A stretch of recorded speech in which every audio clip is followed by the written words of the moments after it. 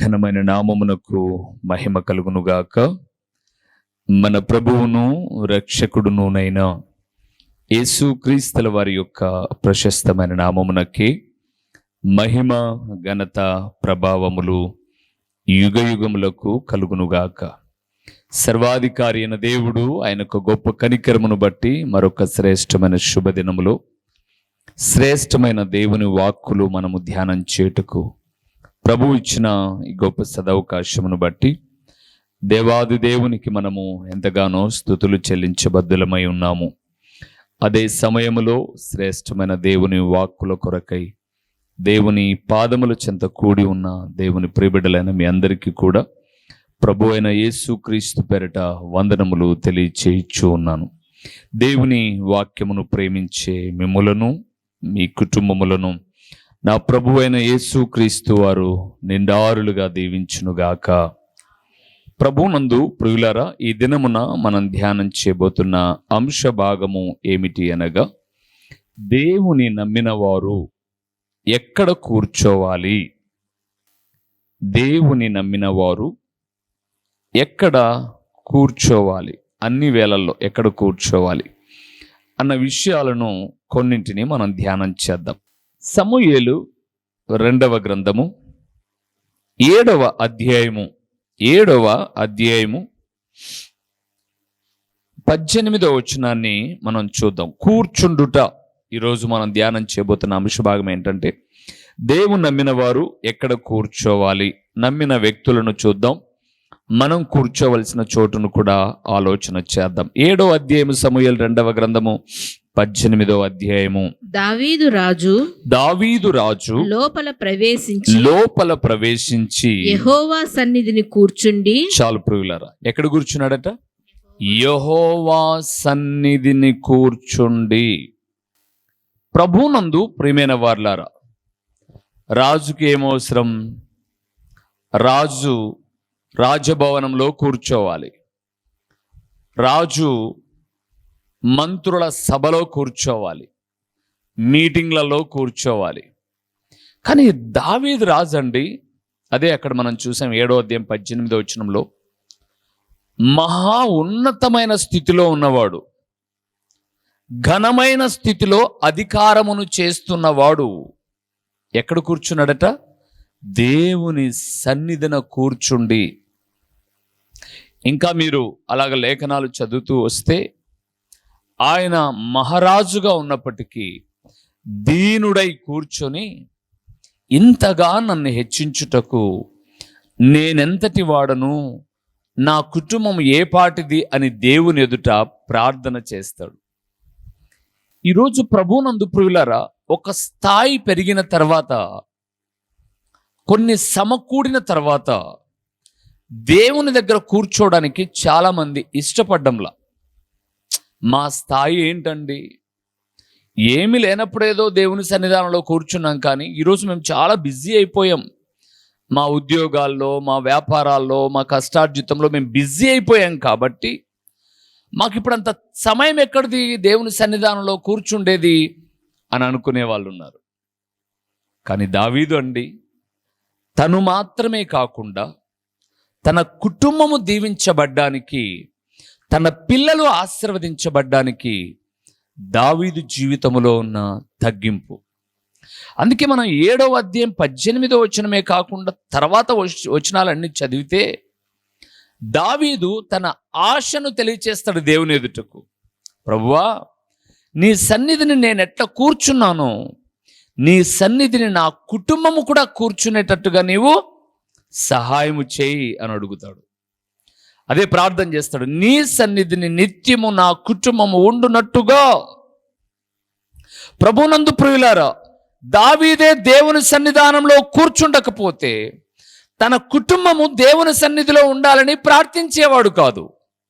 కానీ దావీదుకు అలవాటు ఉంది కాబట్టి దావీదు అలవాటును తన బిడ్డలు కూడా కలిగి ఉండాలని కోరుకున్నాడు.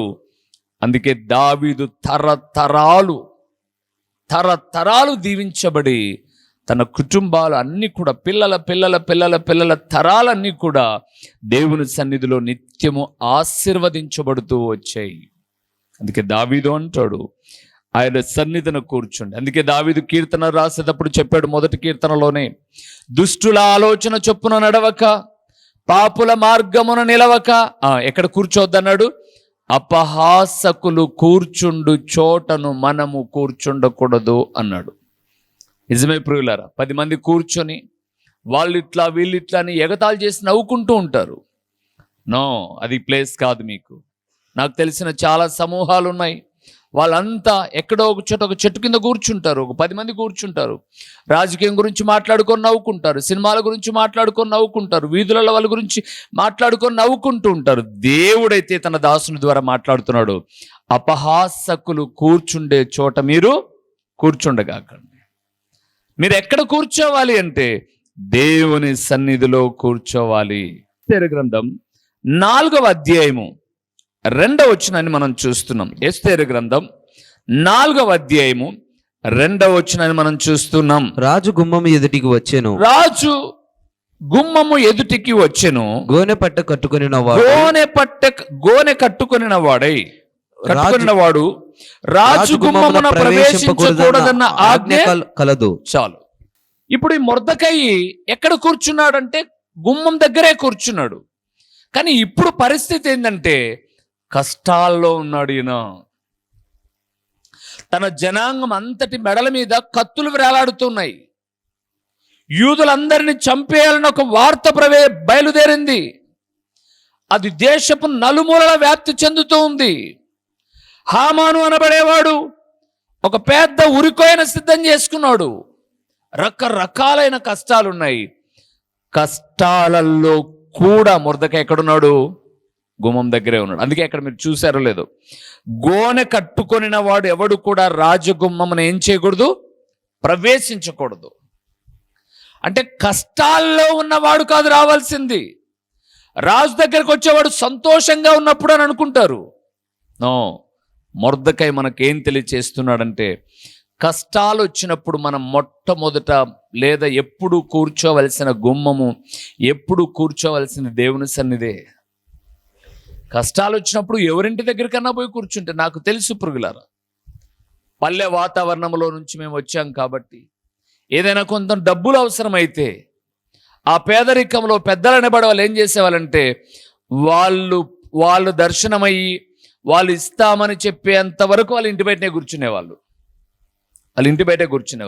అంతొద్దులేండి, అంత అర్థం కాకపోయినా మీకు పూర్వపు దినాల్లో పెన్షన్ ఇచ్చేటప్పుడు ఈ పెన్షన్ తీసుకునే వాళ్ళందరూ 200, 300 అప్పుడు వీళ్ళందరూ వెళ్ళి ఆ ఎంఆర్ఓ ఆఫీసు వాకిలి దగ్గర కూర్చునేవాళ్ళు. పాపం, అంటే మా కష్టం ఇదే, ఈ నెల రోజులకి ఏదో కొంత మాత్రలకో దానికో ఉపయోగపడుతుందని అక్కడే కూర్చునేవాళ్ళు. అంటే కష్టాల్లో రాజగుమ్మం దగ్గర కూర్చున్నాడు మొర్దెకై.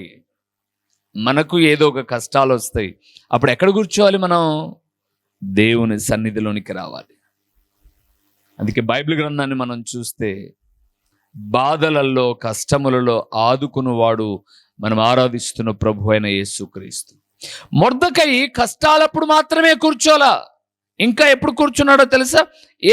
అక్కడ 6వ అధ్యాయము, ఎస్తేరు గ్రంథం 6వ అధ్యాయము 12వ వచనాన్ని చూద్దాం. తరువాత మొర్దెకై రాజగుమ్మమునద్దకు వచ్చెను. అయితే హామాను తల కప్పుకొని దుఃఖించుచు తన ఇంటికి త్వరగా వెళ్ళిపోయాను. ఇప్పుడెప్పుడు కూర్చున్నాడు?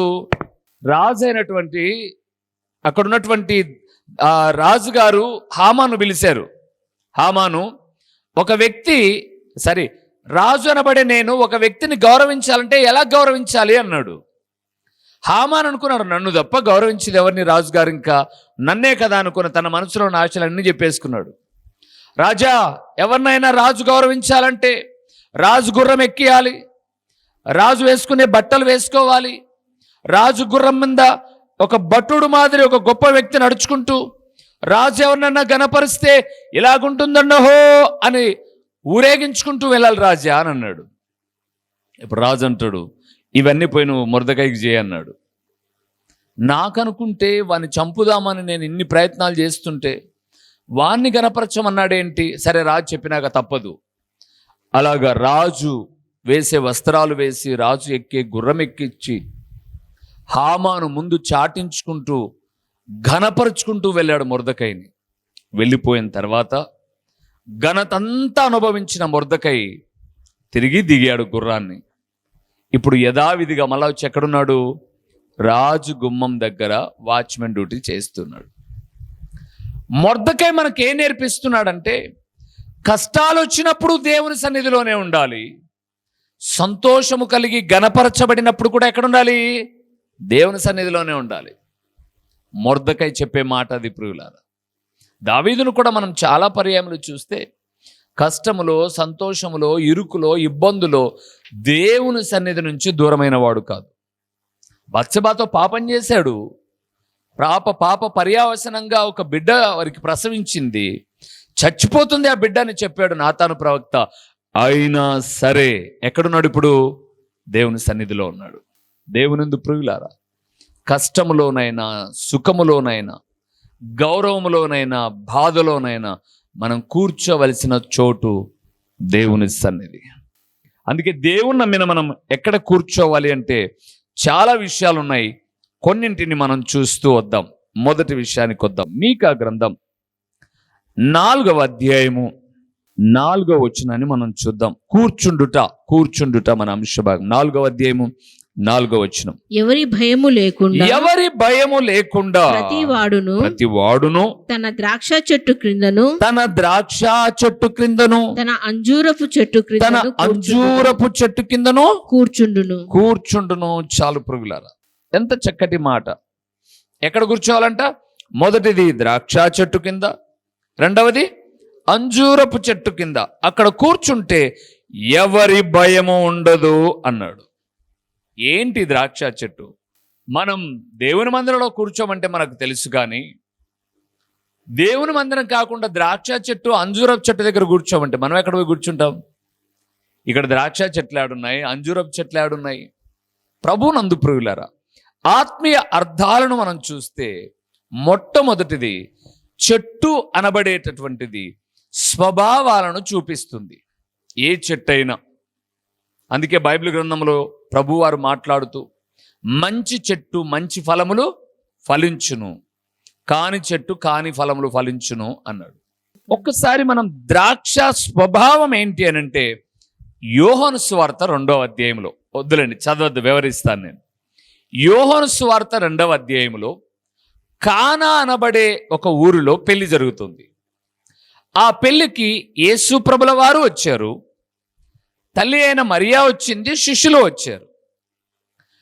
ఆ పెళ్లిలో ద్రాక్షారసము అయిపోయేను అని రాయబడింది. ద్రాక్షారసం అయిపోయినప్పుడు ఆ విందు వాళ్ళు, పెళ్లికి పిలిచిన వాళ్ళు వచ్చి మరియమ్మని అడిగారు, అమ్మ ద్రాక్షారసం అయిపోయింది అని అన్నారు. ఆమె వెళ్ళి యేసు ప్రభుల వారికి చెప్పింది. యేసు ప్రభుల వారు, అమ్మ నాతో నీకేం పని, నా సమయం ఇంకా రాలేదు అని అన్నాడు. ఇప్పుడు ఆమె వెళ్తూ అక్కడున్న పని వాళ్ళకు చెప్పింది, ఆయన మీతో చెప్పింది మీరు చేయండి అని చెప్పింది. సహజంగా విందులో ద్రాక్షారసము లేకపోతే సంతోషము లేదు అని అర్థం ప్రియులారు. అక్కడ విందుకు సంతోషాన్ని ఇచ్చేది ద్రాక్షారసం. యేసు ప్రభుల వారు అంటారు, మీరు ఆ రాతి బాణాలను అంచుల వరకు నీళ్లతో నింపండి అన్నాడు. నింపారు. మీరు ఇప్పుడు వెళ్ళి విందు ప్రధాని దగ్గరికి తీసుకెళ్ళిపోండి అన్నారు ముంచుకొని. అక్కడికి వెళ్తే శ్రేష్టమైన ద్రాక్షారసం వాళ్ళ దగ్గరకు వచ్చింది. ఆ విందులో ఉన్న వాళ్ళందరూ సంతోషించి అంటున్నారు, మొదట ఎవరైనా జబ్బుది వేస్తారు, మంచిది వేసి అందరూ మత్తుగా ఉన్నప్పుడు జబ్బుది వేస్తారు, మీరేంటండి ఇంత శ్రేష్టమైన దాన్ని దాచి అందరికి అందిస్తున్నారు అని సంతోషపడ్డారు. అంటే ఇక్కడ నేను జ్ఞాపకం చేస్తున్నాను అని అంటే, సంతోషము కలిగిన చోటు దేవుని పిల్లలు కూర్చోవాలి. ఇప్పుడు సంతోషకరమైన చోటు ఏది? కీర్తనల గ్రంథం 16వ కీర్తన 11వ వచనం. చదవద్దులేండి, మీకు చెప్పేస్తాను నేను. 16వ కీర్తన 11వ వచనాన్ని చూస్తే, నీ సన్నిధిని సంపూర్ణ సంతోషము అది. సో ద్రాక్షారసము ఏం చూపిస్తుంది అంటే సంతోషాన్ని చూపిస్తుంది. ఇప్పుడు ద్రాక్షారసము సంతోషం ఇచ్చినట్టుగా మనము ఎక్కడ కూర్చోవాలి అంటే దేవుని సన్నిధానములోనే సంతోషం ఉంది. కాబట్టి దేవుని సన్నిధిలో కూర్చోవాలి. అవును ప్రభునందు ప్రియులారా, అదే ఆయన చెప్పాడు మీకా గ్రంథం 4:4లో, మనము ఎవరి భయము లేకోకుండా ద్రాక్ష చెట్టు కిందను అంజూరపు చెట్టు కిందను కూర్చుండాలి అని అన్నాడు. సో ఇప్పుడు ద్రాక్ష చెట్టు ఏం చెప్తుంది అని అంటే సంతోషం. విందులో ద్రాక్షారసం దొరకగానే సంతోషం వచ్చింది. అలాగే ప్రభు అయిన యేసు సన్నిధిలో సంతోషం ఉన్నది. ఇప్పుడు ద్రాక్ష చెట్టు విషయం తెలిసింది మనకు. తిరిగి మీకా గ్రంథం 4:4కు వస్తే ద్రాక్ష చెట్టుతో పాటు ఇంకొక చెట్టు చెప్పాడు. అదే చెట్టు అంజూరపు చెట్టు. ఈ అంజూరపు చెట్టు ఏంటి అని మనం లేఖనాల్లోనికి వెళ్తే, అంజూరపు చెట్టు స్వస్థతకు సాదృశ్యంగా ఉంది ప్రియులారా. అందుకే మీరు రాజులు 2వ గ్రంథం 20వ అధ్యాయం 7వ వచనానికి వెళ్తే, హిజ్కియాకు రోగము బాగు కావడానికి, స్వస్థపరచబడ్డానికి 20వ అధ్యాయం రాజులు 2వ గ్రంథం 7వ వచనంలో అంజూరపు ముద్దను తెచ్చి గాయముకు కట్టగా హిజ్కియా ఏమయ్యాడు? స్వస్థపరచబడ్డాడు. ప్రభునందు ప్రియులారా, స్వస్థత దొరికే చోటు కూడా ఎక్కడా? దేవుని సన్నిధి. అందుకే అన్నాడు దేవుడు, మీరు సంతోషభరితమైన నా సన్నిధిలో, మీ బలహీనతల నుంచి స్వస్థత కలిగే నా సన్నిధిలో వచ్చి కూర్చోండి అన్నాడు. కాబట్టి దేవుని ప్రియబిడలమైన మనం కూర్చోవలసింది ఎక్కడంటే ద్రాక్ష చెట్టు, అంజూరపు చెట్టు అనగా ఆయన సన్నిధినే సంతోషం ఉన్నది, ఆయన సన్నిధినే స్వస్థత ఉంది. కాబట్టి దేవుని సన్నిధిలో కూర్చోవాలి. రెండవది ఎక్కడ కూర్చోవాలో చూద్దాం. మత్తయి రాసిన సువార్త 14వ అధ్యాయం ఎక్కడ కూర్చోవాలి మనము అంటే, మత్తయి రాసిన సువార్త 14వ అధ్యాయము 19వ వచనాన్ని మనం చూద్దాం ప్రియులారా. 19వ వచనాన్ని మనం చూద్దాం. పచ్చిక మీద కూర్చుండుడని, పచ్చిక మీద కూర్చుండుడని జనులకు ఆజ్ఞాపించి ఆ 5 రొట్టెలను 2 చేపలను పట్టుకొని ఆకాశం వైపు కన్నులెత్తి ఆశీర్వదించి ఆ రొట్టెలు విరిచి శిష్యులకిచ్చెను. శిష్యులు జనులకు వడ్డించిరి. చాలు ప్రియులారా. రెండవది ఎక్కడ కూర్చోమన్నాడు? పచ్చిక మీద కూర్చుండుడి అన్నాడు. పచ్చిక ఏంటి అది కూడా ఎలాగ చెప్పాడు? మీరు ఇదే విషయాలను చూస్తూ వస్తే పంక్తులుగా కూర్చున్నారు వారు. 50 మంది అలాగ పంక్తులుగా కూర్చున్నారు. ఇది మనకి ఏం తెలియచేస్తుందంటే, పచ్చిక అనగా దేవుని వాక్యము దొరికేటటువంటి చోటు. దేవుని వాక్యము. అవును ప్రియులారా, ఎక్కడైతే దేవుని వాక్యం అనగా దేవుని ఉపదేశము దొరుకుతుందో అక్కడ కూర్చోవాలి దేవుని ప్రియబిడ్డలు. అందుకే దాన్ని వివరించుకుంటూ వస్తే 50 మంది కూర్చోండి అన్నాడు. ఒక్కొక్క లైన్కి 50 మంది కూర్చోండి అన్నాడు. అంటే 50 మంది లేదా పంక్తులుగా కూర్చోండి అన్నాడు. దేవుని ఉపదేశము దొరికే చోటు కూర్చోవాలి. 50 మంది కూర్చోవడము అనేది క్రమము చూపిస్తుంది. పంక్తులుగా కూర్చోండి, గుంపులుగా కూర్చోండి అన్నాడు. ఇది ఐక్యతను చూపిస్తుంది. ఇప్పుడు మూడింటిని చెప్తాను మీకు. ఉపదేశము దొరికే చోటు, క్రమమైన చోటు, ఐక్యత కలిగిన చోటు ఎక్కడా? దేవుని మందిరం. చూడండి ప్రియులారా, మనం అందరం లైన్గా కూర్చుంటాం. ఆయన శరీరము, ఆయన రక్తాన్ని భుజించేటప్పుడు ఒకే రొట్టెను ఎత్తుకొని దాన్ని విరిచి, ఒకే రొట్టెలోనిది, ఒకే పాత్రలోనిది అందరము పానీయము చేస్తాం. అంటే ఇది ఐక్యతను, అంత మాత్రమే కాకోకుండా క్రమమును, దేవుని ఆత్మచేత నడిపించే సూచనను మనకు చూపిస్తుంది. అందుకే ఇవన్నీ ఎక్కడ దొరుకుతాయంటే ఉపదేశము ఉన్న చోట దొరుకుతాయి. కాబట్టి వాక్యం అనే పచ్చిక కలిగిన ఉపదేశము దొరికే చోటు కూర్చోవాలి. మొదటిది అంజూరపు చెట్టు, ద్రాక్ష చెట్టు, సంతోషము స్వస్థత దొరికే చోటు. రెండవది పచ్చిక మీద అంటే ఉపదేశము దొరికి క్రమముతో కూడినటువంటి ఐక్యత కలిగిన దేవుని సంఘములో కూర్చోవాలి. అందుకే కీర్తనాకారుడు ప్రార్థన చేస్తాడు కదండి. 23వ కీర్తన 2వ వచనంలో యెహోవా నా కాపరి, నాకు లేమి కలగదు అని అంటూ 2వ వచనంలో అంటాడు, పచ్చిక గల చోట్ల ఆయన నన్ను పరుండజేయుచున్నాడు, శాంతికరమైన జలముల యొద్ద ఆయన నన్ను నడిపించుచున్నాడు. ఎక్కడ ఆ చోటు? దేవుని సన్నిధే. మూడవది ఎక్కడ కూర్చోవాలో చెప్పి సమయానికి కూలంగా నేను ముగిస్తాను.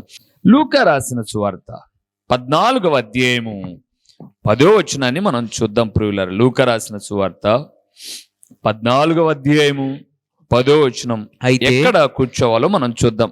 అయితే నీవు పిలువబడినప్పుడు 14వ అధ్యాయం 10వ వచనం చూస్తున్నాం. నీవు పిలువబడినప్పుడు నిన్ను పిలిచిన వాడు వచ్చి స్నేహితుడా పైచోటికి పొమ్మని నీతో చెప్పులాగున నీవు పోయి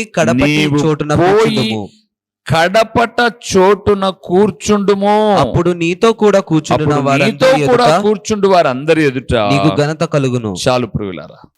మూడవది ఎక్కడ కూర్చోవాలి అని అంటే కడపట కూర్చో అన్నాడు. అంటే వెనకల కూర్చో అన్నట్టుగా చెప్పాడు. ఇది వెనుక కూర్చోవడము అంటే మనం చర్చిలో అందరం పోయి వెనకల కూర్చోవాలని కాదు, తగ్గింపును చూపిస్తుంది ప్రియులారా. మనం ఎక్కడ కూర్చోవాలంటే తగ్గింపు కలిగిన చోటు కూర్చోవాలి. ఏది తగ్గింపు కలిగిన చోటు? దేవుని సన్నిధే. దావీదు చూడండి, దేవుని సన్నిధిలో మహారాజు అంతటోడు కిందన కూర్చున్నాడు, మహారాజు అంతటోడు కింద కూర్చున్నాడు. అంటే ఎంత తగ్గింపు! దేవుని మందిరంలో మనం తగ్గించుకుంటాం కాబట్టి తగ్గింపు కలిగిన చోటు కూర్చోవాలి. ఒక తల్లి వచ్చింది, మత్తయి సువార్త 20వ అధ్యాయం 21వ వచనానికి వెళ్తున్నప్పుడు, అయ్యా నాకు 2 కొడుకులు ఉన్నారు, ఒకరిని కుడి పక్కన ఒకరిని ఎడం పక్కన కూర్చోబెట్టుకో అని అడిగింది. జబదేయ కుమారుల యొక్క తల్లి. యేసుప్రభు అంటాడు, అది నా దగ్గర లేదమ్మా, నా తండ్రి దగ్గర ఉంది ఆ అవకాశం. ఆయన ఎవరిని ఎక్కడ కూర్చోబెడితే అక్కడ కూర్చోవలసిందే అని అన్నాడు. అంటే ఆయన కూర్చుండాలి అని అంటే తగ్గింపు కలిగిన వారు.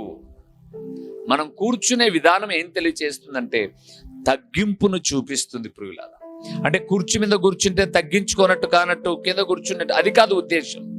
మన హృదయ అంతరంగ స్థితి చూపిస్తుంది. మనలో ఉన్న దీనత్వం, నేను దేవుని ఎదుట ఉన్నానన్న భయభక్తి తగ్గింపును చూపిస్తుంది. అది కుర్చీ మీద కూర్చున్నా, లేకపోతే మంచి చైర్లో కూర్చున్నా, కింద కూర్చున్నా, మనలో హృదయములో ఉన్నటువంటి భావన దేవుని ఎదుట తగ్గింపు చూపిస్తుంది. అందుకే దేవుడు అన్నాడు, తగ్గింపు కలిగిన చోటు కూర్చోండి అని. అంటే తగ్గింపుతో కూర్చోండి అని. దేవుని వాక్యాన్ని మనం చూస్తున్నప్పుడు గొప్ప గొప్ప భక్తులందరూ కూడా ఆయన ఎదుటకు వచ్చేసరికి తమ్మును తాము తగ్గించుకున్నారు. దేవుని వాక్యం సెలవిస్తుంది, దేవుడు నిన్ను హెచ్చించినట్లు నిన్ను నువ్వేం చేయాలి? తగ్గించుకో. అందుకే దావీదు ఎక్కడ కూర్చున్నాడు అంటే దేవుని సన్నిధిలో కూర్చున్నాడు, తగ్గింపుతోనే కూర్చున్నాడు. దేవుని బిడ్డలమైన మనము సంతోషము కలిగిన దేవుని సన్నిధిలో, స్వస్థత దొరికే దేవుని సన్నిధిలో కూర్చోవాలి. మూడవది ఉపదేశము దొరికే పచ్చిక దేవుని మందిరంలో కూర్చోవాలి. నాలుగవది తగ్గింపుతో కూర్చోవాలి. కష్టమైన ఘనతైన దేవుని గుమ్మములోనే కూర్చోవాలి. దేవుడు ఆశీర్వదిస్తాడు. తలలో ఉంచుదాం, కళ్ళు మూసి ప్రార్థన చేద్దాం. నాయనా, నీ సన్నిధిలో నేను ఎల్లప్పుడూ కూర్చొని నిన్ను ఆరాధించే బిడ్డగా నన్ను, నా కుటుంబాన్ని నిలవబెట్టు అని ప్రభువుని అడుగుదాం. ఆయన ఎదుట కూర్చున్న వారిని ఆయన త్రోసివేసే దేవుడు కాదు. ప్రార్థన చేసుకుందాం. ఓ పరిశుద్ధుడైన దేవా, పరలోకమందున్న తండ్రి, మీ ఘననామమునకు స్తోత్రములు చెల్లిస్తూ ఉన్నాము నాయనా. నిన్ను నమ్మిన బిడ్డలమైన మేము ఎక్కడ కూర్చోవాలో, ఎలా కూర్చోవాలో మీరు మాతో సూటిగా మాట్లాడిన మీ పరలోకపు వాక్కులను బట్టి స్తోత్రములు తండ్రి. మొర్దెకయి కష్టములోనైనా ఘనత కలిగినప్పుడైనా రాజగుమ్మము దగ్గరే కూర్చున్నాడు. మేము కష్టాలలోనైనా సంతోషాలలోనైనా ఘనత కలిగినప్పుడైనా మీ సన్నిధిని కూర్చోవాలి అని మీరు పలుకుతూ వచ్చిన మీ విలువైన మాటలను బట్టి ఓ తండ్రి మీకు స్తోత్రములు చెల్లిస్తూ ఉన్నాం. ఇంకా మేము ఎక్కడ కూర్చోవాలి అన్నప్పుడు నాయన సంతోషం ఇచ్చే మీ సన్నిధిలో, స్వస్థత దొరికే మీ సన్నిధిలో, ఉపదేశము దొరికే మీ సన్నిధిలో తగ్గింపుతో కూర్చోవాలని మాట్లాడుతూ వచ్చారు. ఇట్టి స్వభావాన్ని మేము కలిగి ఉండి మీ ఎదుట మమ్మల్ని మేము తగ్గించుకుంటూ మీ ఎదుట కూర్చున్నప్పుడు భయముతోనూ వణుకుతోనూ కూర్చుండే స్వభావాన్ని నాకు మాకు మీరు నేర్పించండి. లోకములో ఎక్కడ కూర్చున్న సమస్యలే, మీ సన్నిధిలో మాత్రమే సంతోషము కాబట్టి అలాంటి సంపూర్ణ సంతోషాన్ని మేము అనుభవించడానికి సహాయం చేయండి.